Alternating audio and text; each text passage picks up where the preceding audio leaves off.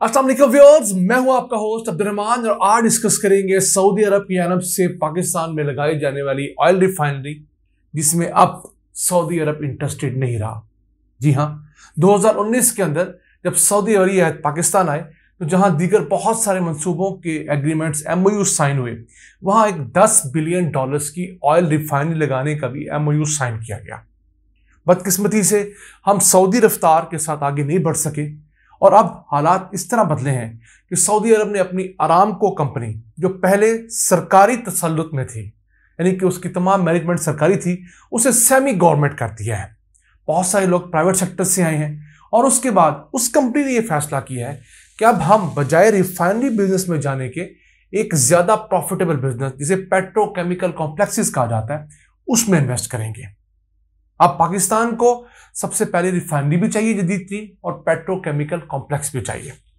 Refinery एक ऐसी factory होती है, आम जुबान में आपको समझाएं, कि जहां पर खाम तेल आता है और उससे मुख्तलिफ किस्मों के फ्यूल्स बनते हैं। मसलन पेट्रोल बन गया, डीजल बन गया, जेट फ्यूल बन गया, ये तमाम चीजें आम रिफाइनरी में बनते हैं। जबकि पेट्रोकेमिकल कॉम्प्लेक्स रिफाइनरी की एक मॉडर्न फॉर्म होती है जहां पर क्रूड ऑयल से, खाम तेल से, प्लास्टिक, अमोनिया, मुख्तलिफ किस्म की फाइबर्स, मुख्तलिफ किस्म के लुब्रिकेंट्स, मोबाइल ऑयल वगैरह जैसे इस तरह के जो तेल होते हैं, मुख्तलिफ फिर केमिकल्स बनते हैं। तो यहां पर जो पेट्रोकेमिकल्स हैं, इनके अंदर प्रॉफिटेबिलिटी ज्यादा है, मुनाफा ज्यादा है बनिस्बत सिर्फ पेट्रोल डीजल बनाकर बेचने की। तो अब इतनी बड़ी शिफ्ट क्योंकि अरामको के अंदर आ गई है, जिसने पाकिस्तान के अंदर आकर रिफाइनरी लगानी थी, तो वो लोग पाकिस्तान में रिफाइनरी में इंटरेस्टेड नहीं रहे। अब पाकिस्तान ने SIFC के प्लेटफॉर्म के तहत दोबारा से रिक्वेस्ट तो की है सऊदी हुकूमत को कि उस बारे में कंसीडर करें। पहले PSO, जो पाकिस्तान में रिफाइनरी लगाने के लिए सबसे आगे किया हुआ अदारा था, वो नाकाम हुआ। पेट्रोलियम डिवीजन ने ऐसा कोई बहुत बड़ी अचीवमेंट नहीं की। तो अब SIFC ने पाकिस्तानी सफीर जो सऊदीया में डिप्यूटेड है, उनको कहा है कि वो हुकूमत पाकिस्तान, रियासत पाकिस्तान के बिहाफ के ऊपर, जो रियासत है सऊदीया की, उनको कन्विंस करे कि वो यहां पर ना सिर्फ ऑयल रिफाइनरी लगाएं बल्कि पेट्रोकेमिकल कॉम्प्लेक्स भी लगाएं, क्योंकि हमें दोनों की जरूरत है। और $10 अरब की बहुत बड़ी इन्वेस्टमेंट थी, क्योंकि अगर ये इन्वेस्टमेंट हो जाती है तो इससे ना सिर्फ दीगर बहुत सारी इन्वेस्टमेंटों का रास्ता खुल जाता है, बल्कि पाकिस्तान के अंदर बहुत सारी नई जॉब्स क्रिएट होती है, बहुत सारी नई इंडस्ट्रीज क्रिएट होती हैं और हमें बहुत सारी इंपोर्ट्स नहीं करनी पड़ेंगी। अब हम जो मुख्तलिफ किस्म के पेट्रोकेमिकल्स हैं, प्लास्टिक्स हैं, या जिन केमिकल से प्लास्टिक बनता है, दाना वगैरह है, वो हम इंपोर्ट करते हैं और बिलियंस ऑफ डॉलर्स की इंपोर्ट है।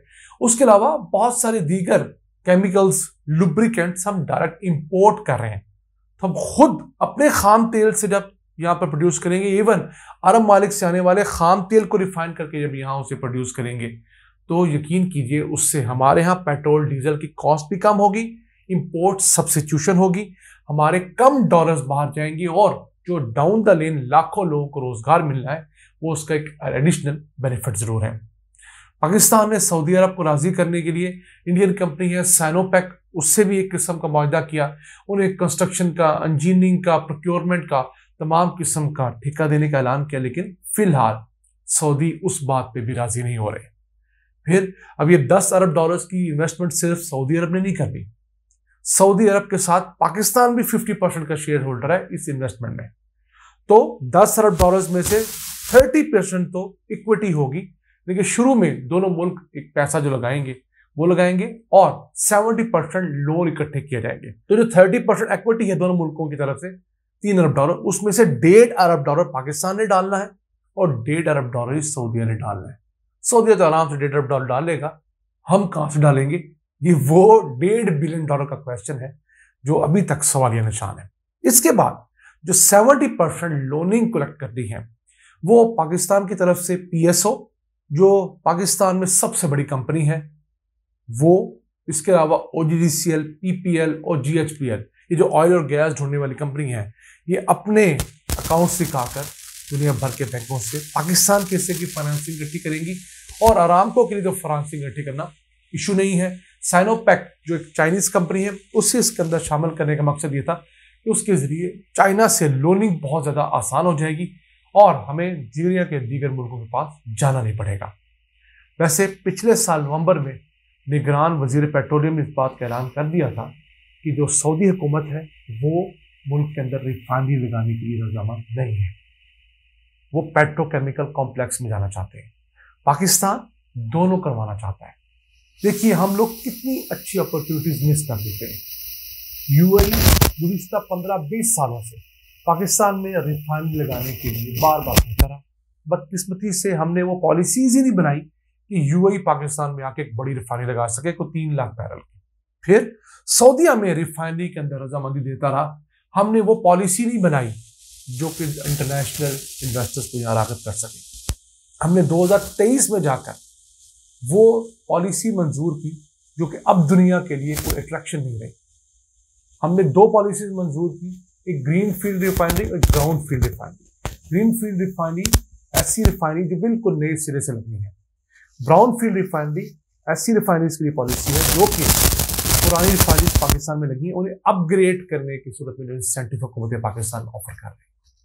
तो जो ब्राउन फील्ड रिफाइनरीज है वहां पे भी फड्डा पड़ा हुआ है। बहुत सारे इंसेंटिव हुकूमत ने अनाउंस कर दिए लेकिन उनके एग्रीमेंट्स नहीं हो रहे। वो कैसे दिए जाएंगे वो भी हम इस दिन आपसे डिस्कस करेंगे। 5 हमारे पास पुरानी और रिफाइनरीज मौजूद हैं, उन्होंने खुद को अपग्रेड करना है। कोई 3.5-4 बिलियन डॉलर्स की इन्वेस्टमेंट वहां वो कंपनियां खुद लेकर आएंगी, लेकिन हुकूमत की जानब से अभी भी कुछ चीजों में क्लैरिटी नहीं है। इसके पैरेलल जो 2 बड़ी ऑयल रिफाइनरीज, एक सऊदीया अरामको की और एक यूएई की जानब से, जिसको खलीफा ऑयल रिफाइनरी कहते हैं, वो भी अभी पाइपलाइन में दिखती हुई नजर नहीं आ रही। तो हम हमेशा की तरह आपको इन जैसे एपिसोड्स में ये बताने की कोशिश करते हैं, ये समझाने की कोशिश करते हैं और अरबाब इख्तियार तक अपनी आवाज बुलंद करने की कोशिश करते हैं कि जब तक आप मुल्क के अंदर एक पुरअमन इस्तेहकाम वाला माहौल नहीं लेकर आएंगे, दावे आप जितने मर्जी कर लें, आप कोई बिलियंस ऑफ डॉलर्स की इन्वेस्टमेंट नहीं ला पाएंगे। SIFC का प्लेटफॉर्म, इसमें आर्मी और पूरी हुकूमती मशीनरी इकट्ठी है। अभी तक कोई $1 बिलियन का भी एक इकट्ठा या सारे मिलाकर भी इन्वेस्टमेंट पाकिस्तान लाने में कामयाब नहीं हो सके। ये एक बड़ा करख्त हकीकत पसंदाना आपको मैं तज़किया दे रहा हूं। क्यों? जिस मुल्क ने भी हमारे पास इन्वेस्ट करना है वो सबसे पहले हमें देखेगा कि हम किन हालात में हैं। हमारा हमसाया चाइना हम पे ट्रस्ट नहीं कर रहा, दूसरा हमसाया ईरान हम पर हमले कर रहा है, इंडिया के साथ हमारी तारीख में कभी नहीं बनती, अफगानिस्तान वो भी हमसे नाराज है। तो अगर हम अपने हमसायों के साथ ही सही तरह एडजस्ट नहीं कर रहे, वो हम पर ट्रस्ट नहीं कर रहे, हमारे अंदरूनी हालात एक दूसरे का गिरेबान पकड़े हुए हैं, तो इन हालात में कौन सा इन्वेस्टर पाकिस्तान में आएगा? आप उसको सोने की चिड़िया ऑफर कर दें, वो तब भी पाकिस्तान आने को तैयार नहीं। और अगर कोई पाकिस्तान आएगा तो इतने बड़े हाई रिटर्न्स वो क्लेम करेगा या उसके एग्रीमेंट्स करेगा कि कल को वो IPPs यानी कि इंडिपेंडेंट पावर प्रोड्यूसर्स, निजी बिजली घरों की तरह इतने महंगे मंसूबे लगाएगा जो हमारी जेबों से खरबों रुपए निकालेंगे। हम अल्लाह से दुआ गो हैं कि वो इस मुल्क पर रहम करे, अपनी जानब से को मुआवजा करे कि यहाँ पर 8 फरवरी के इलेक्शन फेयर एंड फ्री हो, यहाँ पर एक अच्छी ट्रांजिशन हो हुकूमत की, और इस मुल्क के अवाम ने जो सफ़र किया है महंगाई की वजह से, बेरोजगारी की वजह से, इन्वेस्टमेंट ना होने की वजह से, डॉलर इस मुल्क में मुस्तहकम ना होने की वजह से, एक्सपोर्ट्स कम होने के सबब, इंपोर्ट्स बढ़ने के सबब, इन तमाम वजूहात की वजह से जो आम शख्स कॉमन मैन पिस गया है उसके पिसने की मिकदार ही कम हो जाए तो मैं समझता हूँ ये बहुत बड़ा मार्का होगा। नाज़रीन, अपने मेज़बान अब्दुर्रहमान को दुखी दिल के साथ इजाज़त दीजिए। अल्लाह के बाद।